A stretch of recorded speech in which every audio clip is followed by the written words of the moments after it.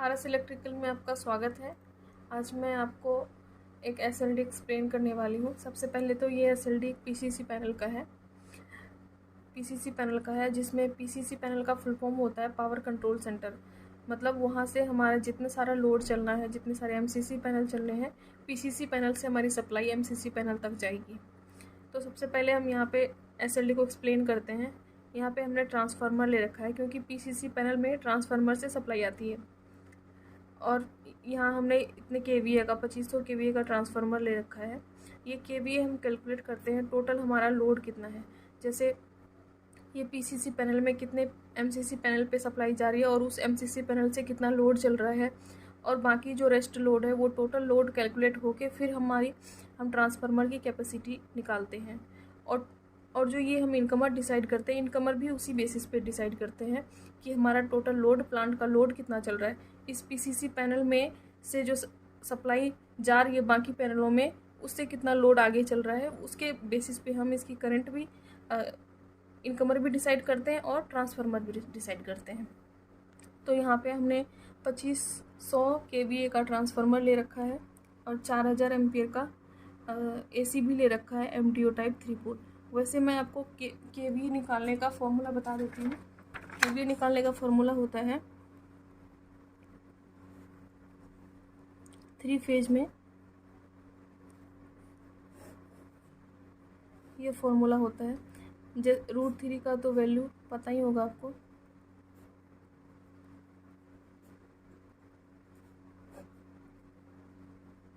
जैसे वोल्टेज तो अगर हमारा 415 वोल्ट है तो 415 वोल्ट होगा, और ये जो करंट हमारा डिसाइड होगा वो टोटल लोड से हम फाइंड कर देंगे करंट। और फिर जब हम ये पूरा कैलकुलेशन करेंगे तो हमें पता लग जाएगा कि हमें ट्रांसफार्मर कितने केवीए का लेना है। तो आगे चलते हैं। आगे देखो, इस एसएलडी में फिर हमने इनकमर के साथ RYB इंडिकेशन लगा रखा है ताकि हमें फेज सप्लाई का इंडिकेशन शो होते रहे, हमें पता चले कि RYB सप्लाई हमारी आ रही है। और ये मीटर भी लगा रखा है, मीटर में हमारा करंट शो होते रहेगा। ये मीटर में सीटी की भी कनेक्शन होती है। जब ये इसका VF मीटर का जब हम टर्मिनल देखेंगे तब हमें पता लगेगा कि इसमें क्या क्या कनेक्शन है। और जो हम सीटी का रेशियो डिसाइड करते हैं, सीटी का एम्पियर जो डिसाइड करते हैं, वो हम इनकमर के हिसाब से ही करते हैं। जैसे अगर 4000 का हमारा इनकमर है तो हम सीटी भी 4000 की लेते हैं। यहाँ पे रेशियो हम 1 की भी ले सकते हैं और 5 की भी ले सकते हैं। वो हमारा कॉस्ट भी फैक्टर करता है और वो डिपेंड करता है कि हमें कितनी एक्यूरेसी चाहिए। उसके बाद आते हैं, ये हमने कैपेसिटर पैनल लगा रखा है 300 केवीआर का। कैपेसिटर पैनल हम क्यों यूज़ करते हैं प्लांट में, ये तो पता ही होगा कि हमारा जो फैक्ट्री होता है, बाकी इंडस्ट्रीज होते हैं, उसमें कितना इंडक्टिव लोड चलता है। मोटर ही चलना होता है और भी बाकी लाइटनिंग लोड होता है, लेकिन मोटर के वजह से हमारी इंडस्ट्रीज में पावर फैक्टर की कमी हो जाती है। मतलब इंडक्टिव लोड होने के वजह से पावर फैक्टर हमारा लैग होता है, जिससे हमारा पावर कंजप्शन इंक्रीज हो जाता है। और उस पावर कंजप्शन को हमें डिक्रीज करने के लिए या फिर पावर फैक्टर इम्प्रूव करने के लिए हम कैपेसिटर पैनल लगाते हैं। और ये कैपेसिटर पैनल कितना लेते हैं ये भी मैं आपको बताती हूँ। जैसे हमारा टोटल लोड है, जनरली जो हम लगाते हैं, जैसे टोटल लोड है, टोटल लोड का 140% भी ले लेते हैं, 1/3 भी ले लेते हैं और 1/4 भी ले लेते हैं। जैसे हमारा 200 केवीए का लोड है, 200 किलोवाट का लोड है, तो 200 किलोवाट का 1/3 ले लेंगे।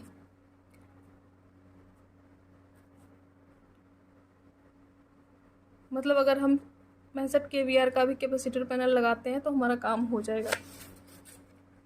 और बाकी ये देखो, इस एसएलडी में हमने दिखा रखा है, यहाँ पे हमारा स्लिप रिंग मोटर भी चल रहा है। 2 स्लिप रिंग मोटर चल रहा है।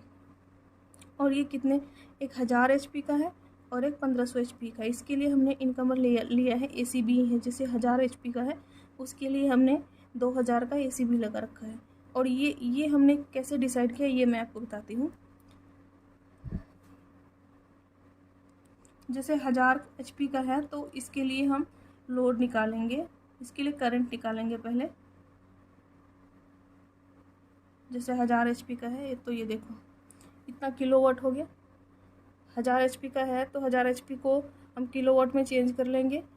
किलोवाट में जब चेंज करेंगे तो इसको 1.8 से डिवाइड कर देंगे तो हमारा करंट टोटल आ जाता है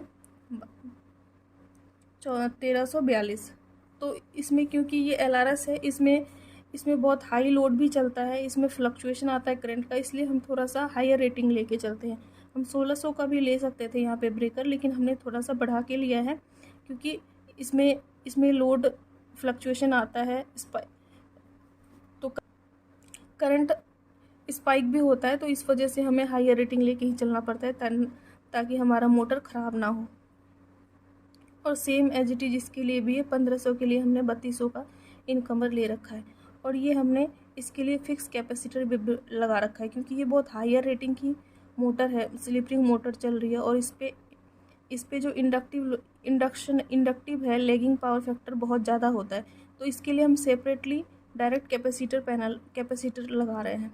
जैसे ये हमारा 1000 HP का है तो उसके लिए 300 kVAR का लगा रहे हैं। इसमें भी 1/3 1/4 ही लेते हैं हम, जितना kVAR है या फिर HP है उसका 1/4, या अगर किलोवाट का 1/3 ले रहे हैं। ऐसे ही इसमें भी डिसाइड हुआ है। 1500 के लिए हमने 500 kVAR का कैपेसिटर लगा रखा है डायरेक्ट, ताकि इधर जो हमारा पावर लैगिंग हो ये कैपेसिटर पैनल इसको मेंटेन करे, और इसके लिए ये जो कैपेसिटर हमने लगा रखा है ये इसको मेंटेन करे, इसके पावर फैक्टर को। आगे चलते हैं। ये हमारा चेंज ओवर स्विच है। चेंज ओवर स्विच में हमारा ऑप्शन होता है, इसमें हम 2 सप्लाई ले सकते हैं। जैसे यहाँ पे बस बार के थ्रू दिखा रखा है, ये मेन की सप्लाई आ रही है, ये DG की सप्लाई आ रही है। मतलब ये जो हम इमरजेंसी लोड हमने ले रखा है, लाइटनिंग लोड होता है और भी बाकी बहुत सारे इमरजेंसी लोड होता है, जो हमें अगर लाइट चली भी गई तो भी चलाना पड़ता है, तो वो हम DG में लेते हैं। मान ली अगर जो रिक्वायरमेंट होता है क्लाइंट का, उसके अकॉर्डिंग भी हम ये डिसाइड कर लेते हैं कि कौन सा हमें इमरजेंसी लोड में लेना है, कौन सा DG से चलाना है, कौन सा मेन से चलाना है। तो इसमें ये होता है, जैसे हमने इनकमर ले रखा है इतने का, 630 का ले रखा है MCC4 वर्कशॉप के लिए। बाकी ये भी MCC5 है EOT क्रेन के लिए, और भी लाइटनिंग है MCC7, और भी हॉस्टल के लिए है MCC9 है, मिसलेनियस, बाकी ये सारा है। ये जो इनकमर डिसाइड करने का हमारा फॉर्मूला है वो सेम ही होता है। जैसे ये MCC4 है, यहाँ हमने 630 एम्पेयर का इनकमर लिया है, तो ये हम देखेंगे ना कि इस पैनल से जो MCC4 से हम कितना लोड चला रहे हैं, मतलब कितने मोटरों का हमने स्टार्टर इसमें लगा रखा है, उसके अकॉर्डिंग हम ये एम्पेयर डिसाइड करते हैं। और ये चेंज ओवर, इसमें देखो चेंज ओवर स्विच जो हमने लिया है ये भी इसी के अकॉर्डिंग कि हम इमरजेंसी में कितना लोड चला सकते हैं, उस अकॉर्डिंग हमने ये भी सिलेक्ट किया है चेंज ओवर स्विच। और ये चेंज ओवर स्विच कैसे काम कर रहा है, इसमें क्योंकि तीन पॉइंट होते हैं। अगर हम इधर चलाते हैं तो हमारा DG की सप्लाई इस बस बार पे आएगी और ये हमारा लोड चलने लगेगा। बाकी अगर हम इसको इधर करते हैं, अगर हम चेंज ओवर स्विच को इधर करते हैं, इस साइड करते हैं, तब हमारा ये DG का सप्लाई इधर से आके फिर ये बस बार पे चली जाएगी और हमारा DG से ही चलने लगेगा।